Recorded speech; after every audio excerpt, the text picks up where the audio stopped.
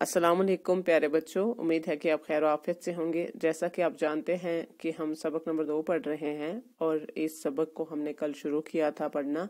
हमने इस सबक का एक हिस्सा पढ़ लिया है और हमने क्या पढ़ा था कि जो आपकी किताब के लिखने वाले हैं, मौलिफ हैं, उनका नाम बाबा मौलिफ है। उन्होंने अपनी हम जमात का एक किस्सा इसमें इस किताब में जो है कि लाया है, जिसका सबक का नाम उन्होंने रखा है शेरू। वो कहते हैं कि जब वो इस्लामिया स्कूल श्रीनगर में पढ़ते थे तो उनके साथ एक शेरू नाम का लड़का भी पढ़ता था, जो कि 2 साल लगातार फेल होने की वजह से एक ही जमात में तीसरे साल भी पढ़ रहा था।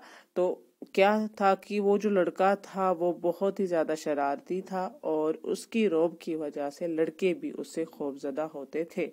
इसके अलावा जो ये शेरू था, ये उस असातिज़ा किराम की भी बिल्कुल इज्जत नहीं करता था और इसलिए असातिज़ा किराम भी इसको पसंद नहीं करते थे। और शेरू जो था, इसकी हरकत की वजह से लड़के भी परेशान थे और असातिज़ा किराम भी जमात में परेशान थे। तो एक दिन क्या हुआ कि शेरू की ये जो हरकतें हैं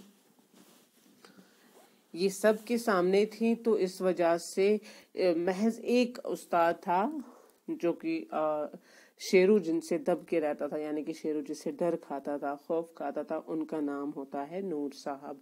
तो नूर साहब जो होते हैं, एक दिन वो शेरू की किसी गंदी हरकत की वजह से उनकी खूब पिटाई करते हैं और दुआया मजलिस, सुबह की दुआया मजलिस यानी कि मॉर्निंग असेंबली में उठा के उनको खूब लताड़ते हैं, उनको बिच्छू घास से उनकी मरम्मत करते हैं। तो उसके बाद में जब शेरू क्लास में लौट आता है वापस, तो लड़कों के सामने कसम खाता है कि मैं इस उस्ताद को इस बेइज्जती का बदला इससे जरूर लूंगा।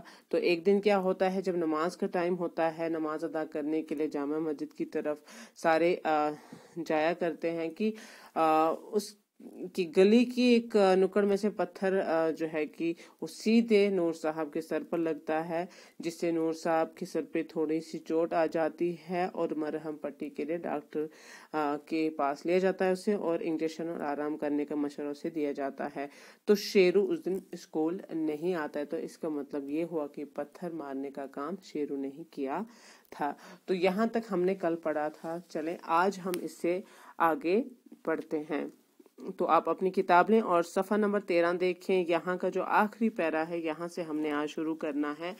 एक हफ्ता आराम करने के बजाय नूर साहब दूसरे ही दिन पढ़ाने के लिए स्कूल में हाजिर थे।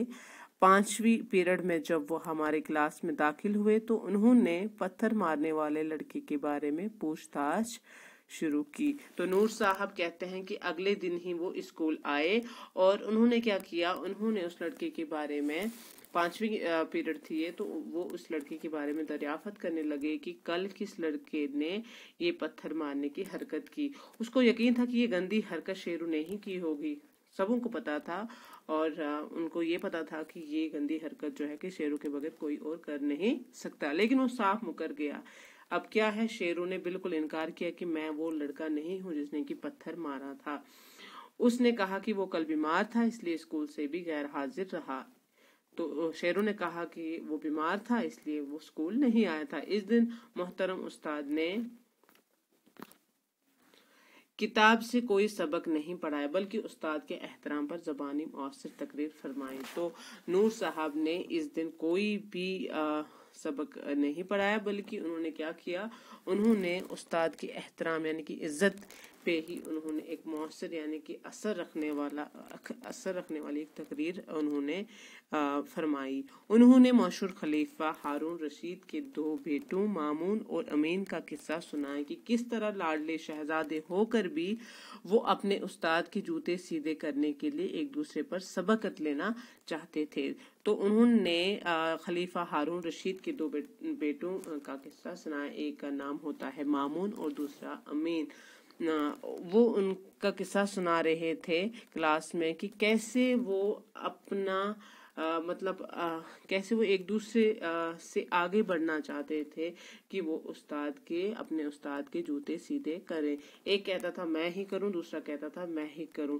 تو استاد سے مار کھا کر بھی کبھی انہوں نے اپنے والد سے شکایت نہیں کی کہ ان کو استاد نے مارا ہے، بلکہ وہ اس مار کو بھی خوش نصیبی سمجھتے تھے. استاد کی یہ عزت دیکھ کر خلیفہ وقت کو بھی استاد کی خوش قسمتی پر رشک آتا تھا. کہتے ہیں استاد کی یہ عزت افزائی، جس قدر یہ اپنے استاد کی عزت افزائی کرتے تھے، تو کبھی کبھی خلیفہ یعنی کہ ان کے جو والد تھے ہارون رشید، کبھی کبھی ان کو بھی ایک مطلب رشک کی نظر سے وہ دیکھتے تھے کہ یہ کیسے، مطلب ان سے زیادہ وہ عزت اپنے استاد کی کرتے تھے. استاد کی عزت افزائی دیکھ نور صاحب نے حضرت علی رضی اللہ تعالی عنہ کے اس ارشاد گرامی سے بھی روشناس کیا کہ جس نے مجھے ایک حرف بھی پڑھایا وہ میرا آقا قرار پایا. تو اس کے علاوہ نور صاحب نے بچوں کے سامنے یہ بھی کہا کہ حضرت علی رضی اللہ تعالی عنہ کی انہوں نے فرمایا ہے کہ جس نے مجھے ایک حرف بھی پڑھایا. حرف کیا ہوتا ہے؟ الف بے پے، یہ حروف تہجی ہے. تو ایک حرف، اس میں اگر میں الف اٹھاؤں گی، تو اگر کسی نے مجھے الف کے بارے میں بھی جانکاری دی ہے تو وہ بھی میرا آقا قرار پایا. آقا کا مطلب ہوا مالک، میرا صاحب ہے وہ. آپ نے حضور صلی اللہ علیہ وسلم کے استاد کی تعظیم کے سلسلے میں کچھ احادیث بھی بیان فرمائیں. تو نور صاحب نے اس کے علاوہ ایک تو انہوں نے خلیفہ ہارون رشید کے بیٹوں کا قصہ سنایا کہ کیسے وہ ایک دوسرے پہ سبقت لیتے تھے استاد کی خاطر کرنے کے لیے، اور دوسری اس کے بعد میں انہوں نے سنایا کہ کیسے حضرت علی رضی اللہ تعالی عنہ نے بھی ارشاد گرامی ان کے ارشاد گرام سے بھی نور صاحب نے روشناس کروایا کہ انہوں نے فرمایا ہے کہ جس نے مجھے ایک حرف بھی پڑھایا وہ میرا آقا قرار پایا، یعنی کہ وہ میرا مالک کہلایا. اس کے علاوہ نور صاحب نے حضور پاک صلی اللہ علیہ وسلم کی اور بھی احادیث پیش کی بچوں کے سامنے، شاگردوں کے سامنے، کہ کس قدر استاد کی تعظیم عزت کرنا لازمی ہے ہر ایک بچے کے لیے. محترم نور صاحب نے فرمایا کہ جو بچے بزرگوں خاص کر والدین اور اپنے اساتذہ کی عزت نہیں کرتے اور ان کا دل دکھاتے ہیں، بڑے ہو کر ذلیل و خوار ہوتے ہیں. تو محترم نور صاحب نے کیا فرمایا کہ جو بچے بزرگوں کے یعنی کہ اپنے سے بڑوں کی عزت نہیں کرتے، اپنے والدین کی عزت نہیں کرتے، اپنے اساتذہ کرام کی عزت نہیں کرتے اور ان کا دل دکھاتے ہیں، بڑے ہو کے وہ ذلیل و خوار یعنی کہ پریشان و خستہ حال ہو جاتے ہیں، وہ زندگی میں کبھی کامیاب نہیں ہوتے، انہیں زندگی میں بہت مشکلات کا سامنا کرنا پڑتا ہے. اس کے مقابلے میں جو بچے سچے دل سے اپنے بزرگوں کی عزت کرتے ہیں، ان کی دعائیں لیتے ہیں، وہ آئندہ زندگی میں کامیابی پاتے ہیں اور عزت کی زندگی بسر کرتے ہیں. کہا کہ اس کے بجائے جو سچے بچے ہوتے ہیں، دل سے بزرگوں کی عزت کرتے ہیں، اپنے اساتذہ کرام کی عزت کرتے ہیں، ان کی دعائیں لیتے ہیں، وہ زندگی میں ہمیشہ فلاح و بہبودی اور کامیابی پاتے ہیں اور عزت کی زندگی وہ بسر کرتے ہیں. اس واقعے کے 10 سال بعد 1963 میں جوگی لنکر مڈل اسکول میں بحیثیت استاد کام کرتا تھا. تو اب یہ بابا مولف کہتے ہیں کہ اس واقعے کے 10 سال بعد 1963 عیسوی میں جوگی لنکر مڈل اسکول میں وہ استاد کا کام کرتا تھا. ایک دن ڈیوٹی پر جاتے ہوئے میں تو ہٹا بازار سے گزر رہا تھا کہ 2 سپاہیوں کو ایک شخص کو ہتھ کڑی پہنا کر پولیس تھانے کی طرف لے جاتے ہوئے دیکھا. تو کہتا ہے کہ میں نے کیا کیا، وہ کہتے ہیں بابا مولف کہ میں نے دیکھا کہ 2 سپاہی ایک شخص کو ہتھ کڑی پہنا کر پولیس تھانے لے جا رہے تھے. اس کو پہچانے میں مجھے دیر نہیں لگی، وہی میرا پرانا ہم جماعتی شیرو تھا. تو بابا مولف کہتے ہیں کہ مجھے پہچاننے میں بالکل بھی غلطی نہیں ہوئی، کیونکہ میں نے اس کو ایک دم سے پہچان لیا. یہ وہی شیرو تھا جو میرا ہم جماعتی تھا، جس کے بارے میں یہ کہانی ابھی سنا رہے تھے.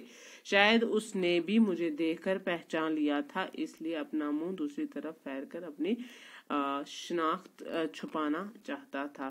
تو کہتے ہیں بابا مؤلف کہ شاید انہوں نے مجھے پہچان لیا تھا، اس لیے جب انہوں نے مجھے دیکھا تو اس نے اپنے منہ کا جو رخ ہے، اس نے اپنے منہ کا رخ دوسری طرف پھیر دیا تاکہ بابا مؤلف انہیں نہ پہچان پائیں، یعنی کہ ان کی وہ شناخت نہ کر پائیں۔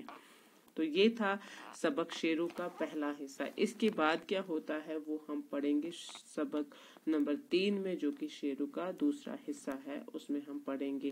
یہاں تک جو اس سبق کو پڑھنے کا مقصد یہی تھا کہ اساتذہ کرام کی عزت ہمیشہ کرنی چاہیے، اپنے بزرگوں کی اور اپنے بڑوں کی عزت کرنی چاہیے۔ تو یہ تھا سبق شیرو کا پہلا حصہ۔ اپنا خیال رکھیے۔ اللہ حافظ۔